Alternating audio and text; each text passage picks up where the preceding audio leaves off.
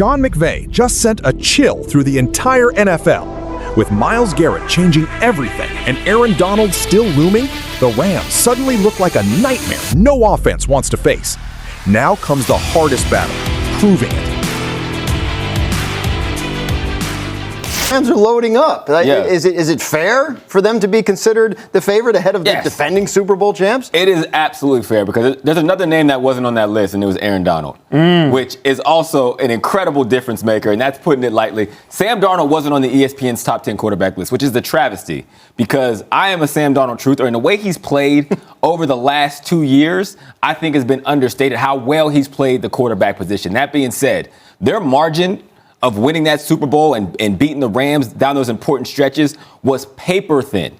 And I would argue if they added just one of those names, it would flop the Rams to being the better team in that scenario. They added 4 names. They added 2 top-level corners. They added Myles Garrett, the best pass rusher of this generation, and potentially Aaron Donald, even if he is at 70%, is one of the best defensive tackles in the National Football League. So I don't think it's overstated that the Rams are the favorite because what we could possibly see there is unprecedented. You know what we've talked about, and it's the coaching cliche, but we try to be inside out. You know, the thing that's great about this league is there's a lot of attention. People care about it. People care about our team because we've got, you know, players that have great personalities. They're fun. They've done a lot of really cool stuff on the field, but our players understand the humility that's required. They understand that the hype does absolutely nothing. And this is the best team sport that there is. And so how do we come together as a team? How do we make sure that every single day we're stacking those days?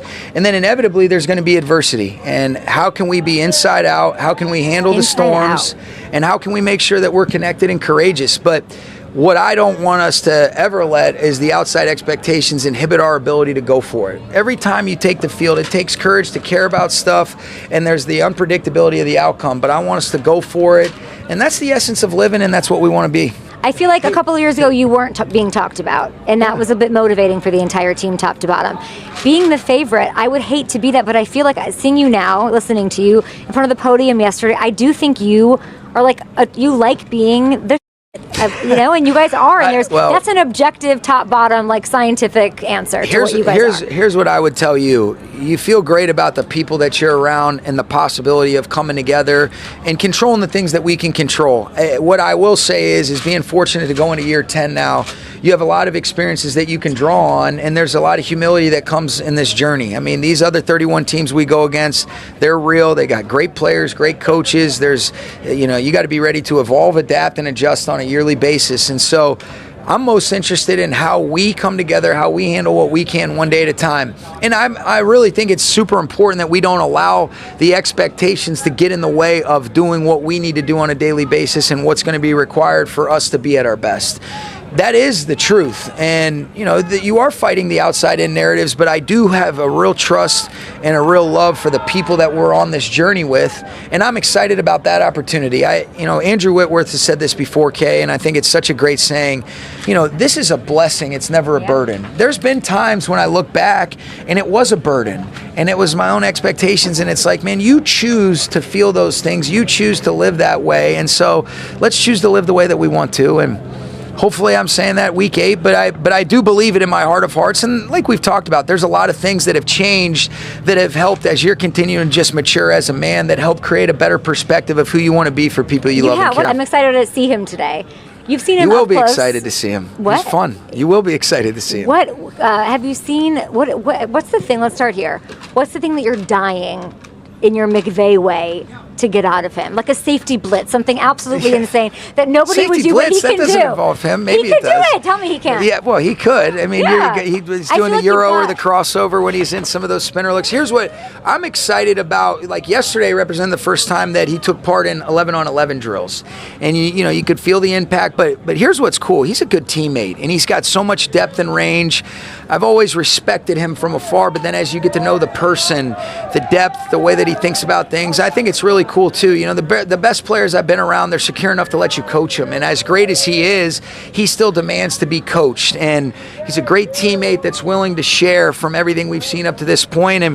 And I think he's excited about just getting familiar with his teammates, his coaches, his rhythm, you know, because still that trade took place, you know, in early June, which was really kind of at the latter part of the offseason program. So, you know, this isn't even our home facilities, but he's done a great job acclimating himself, and he sure had a really good first day. I couldn't believe it. I don't know that I'll believe it till I see him. I know. It didn't. I don't think it felt real to a lot of us until, you know, because he was doing some individual drills in the offseason, but yesterday was the first day that he took part in team drills, and I think most importantly, how do you fit in and how do we come together as a team? But, you know, what does that look like to maximize him and the other 10 guys he's going to play with? What's the craziest way you can use him? I'm not going to tell you that. Well, we got to figure it out. Yeah, you could lie. Well, I think you lied getting to him me last time I saw you. I think really, how many ways can you get him play opportunities where there's a lot of attention that people pay to him, whether it's chips, abnormal ways of sliding the protection, using the back where you're going to cancel out 20% of your eligibles. A lot of the attention that he elicits when you really study him hard is very different because he is so unique, and it was very similar to the way that Aaron Donald was treated, but from the inside. The edge guys, it's, you know, because of where you're located, there's some nuances to it, but I've never seen a guy be more comfortable rushing a chip, understanding the attention that it's elicited, but still being able to produce. I want to say like 20 of his 23 sacks last year came on a 4-man rush, which is amazing. And so he's a really good player, and I've really been impressed getting to know the person as well. Do you need Aaron Donald? What do you mean? There's so much excitement, but you know what? Aaron doesn't owe us anything, and I think that's important. Aaron has done so much for this organization, for me, for everybody that he's come in contact with. If Aaron has the desire to do it the way that he knows what he's capable of and what he would be able to do because he knows his body and he knows the way that he needs to push himself to put himself in a position to say yes or no, he's earned that right. And if the answer is yes, then he's going to come back and he's going to be the player that I think we're capable of, and we want to try to make that happen. That being said, what I don't ever want to have misunderstood is the confidence that I have in the guys that are on this team right now, even without him. But if he's coming, he's going to really be able to add value. I think one of the most special things that Aaron does is he models the way. He just shows what it looks like, and I think seen is better than said, Kay. But he is... You know, Aaron, I mean, he's so intentional about his process and the way that he works and what he knows his body needs to feel like to do it at the level that he's been accustomed to. He's not going to do it unless he feels that he can do that. Oh, it's up to him. It's up to him. And he doesn't and here's the thing. Of course, we would want to make that happen if he's feeling good about it, but there is no responsibility. And you know, what's unique about it is when he said he was full and complete a couple years ago, he meant it. But I think there is also some things that have, you know, lit that fire that he's interested in, and some of those are family, some of those are the love for the game, some of those are the situation that he would be able to step into, but it's not exclusively like just winning a Super Bowl. It's love of this game and everything that accompanies it, because what he puts into it, he gives his all. Quickie. Sean McVay just sent a warning shot that the entire NFL cannot ignore. For years, the Rams were known as an explosive offense built around creativity, Matthew Stafford's arm, and McVay's genius mind. But now, something terrifying is happening in Los Angeles. The Rams are no longer just trying to outscore everyone. They are building something designed to destroy quarterbacks. Myles Garrett has arrived. Aaron Donald's shadow is still hanging over the franchise. And suddenly, the team that barely lost the Super Bowl battle against the defending champions is being talked about as a potential favorite to win it all. But here is where the debate gets heated. Some fans are asking, are we really ready to call the Rams better than the defending Super Bowl champions? And the answer from some NFL analysts is simple. The Rams were unbeatable. Absolutely. Because the difference between winning and losing at the highest level is often razor thin. And according to the argument being made around the league, the Rams didn't just improve. They completely changed the equation. But the biggest reason this conversation has exploded is not just one superstar addition. It is the terrifying amount of talent now surrounding McVay's system. Think about what happened. The Rams were already a team capable of competing at the highest level.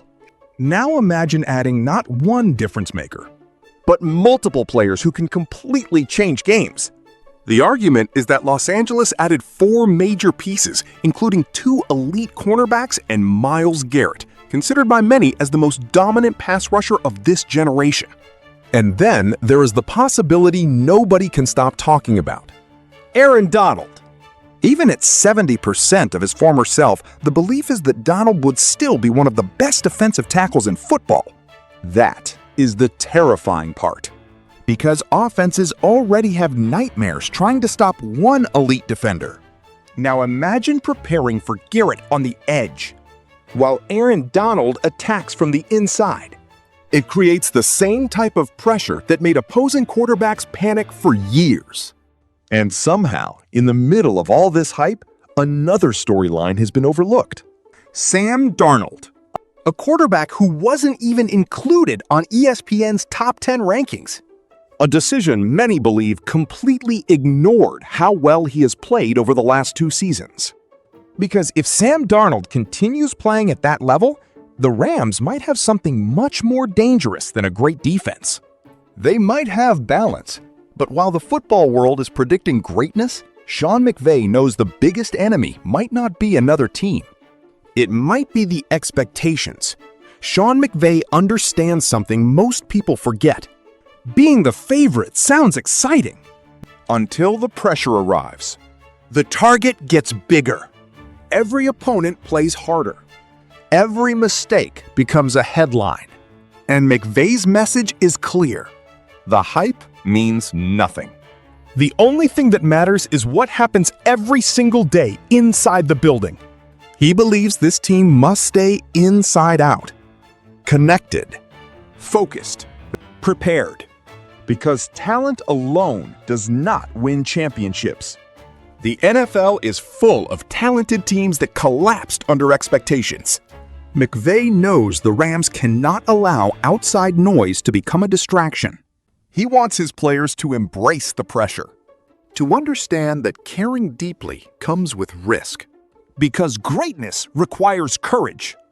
And after nearly a decade as an NFL head coach, McVay says experience has taught him one important lesson. This opportunity is not a burden. It is a blessing. And now, all eyes turn toward the biggest mystery surrounding this team. A legend who could completely change the NFL landscape one more time. The question everyone wants answered: does Sean McVay need Aaron Donald? His response was powerful. Aaron Donald does not owe the Rams anything. He already gave everything. A Hall of Fame career. Championship moments. Leadership that changed the culture of the franchise. But if Donald decides he still has something left, McVay believes the impact would be enormous. Not just because of his ability, but because of what he represents. The work, the preparation, the standard, the example. Because the greatest players do not just make plays, they change everyone around them. And that is why the Rams are becoming one of the most fascinating teams in football. Maybe the hype is too much. Maybe the pressure is too heavy. Maybe expectations will eventually break them. But if McVay can keep this group together, the NFL might be looking at a team unlike anything we have seen before. A team with a generational pass rusher. A quarterback looking to prove doubters wrong. A championship coach chasing another peak. And possibly one final chapter from the greatest defensive player of his era.